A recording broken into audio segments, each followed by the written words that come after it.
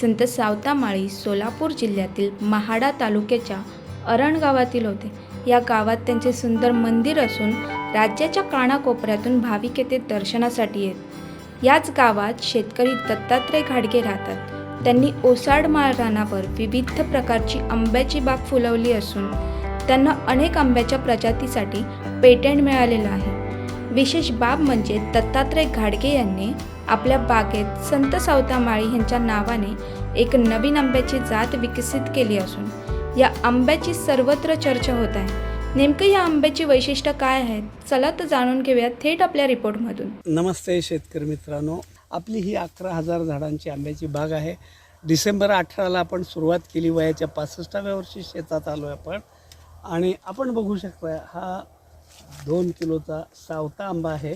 ह्याला आपण बॅगिंग केलेलं आहे. आपल्याला दिसतं हे आंब्याचं जे त्याचा कलर असेल, त्याचा साईज असेल. आता चवीला म्हणाल तर खूप चांगला आहे हा आंबा.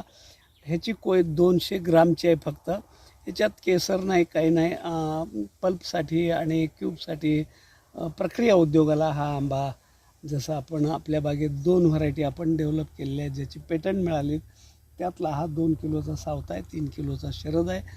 तिसरा आंबा आपल्याकडे 4 किलोचा एक होतो आहे, तोही प्रक्रिया उद्योगामध्ये जाण्यासारखा आहे.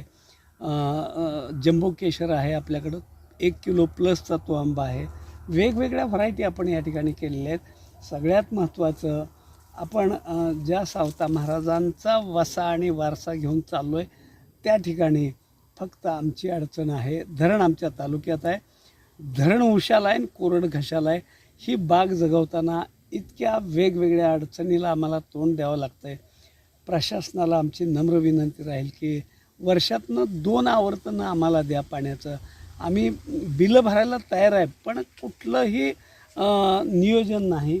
आमचा हा सगळा भाग ज्या पवारसाहेबांनी 1992 साली भारतामध्ये पहिल्यांदा फळबाग लागवड योजनेचं धोरण महाराष्ट्र शासनानं जाहीर केलं आणि त्यांच्याच ह्या कामाच्या उतराईतनं म्हणून आपण एका आंब्याला नाव शरद आंबा ठेवलं आहे आणि दुसऱ्या आंब्याला सावता आंबा ठेवलं आहे. अरण पंचक्रोशीत आणि माढा तालुक्यामध्ये हजारो एकर फळबागा लागवड झालेली आहे. कमी पाण्यातली ही पिकं आहेत. पर्जन्य छायेच्या प्रदेशात आमचा हा भाग येतो आहे. महाराष्ट्रातले 73 तालुके अवर्षण प्रवण क्षेत्रात येत आहेत.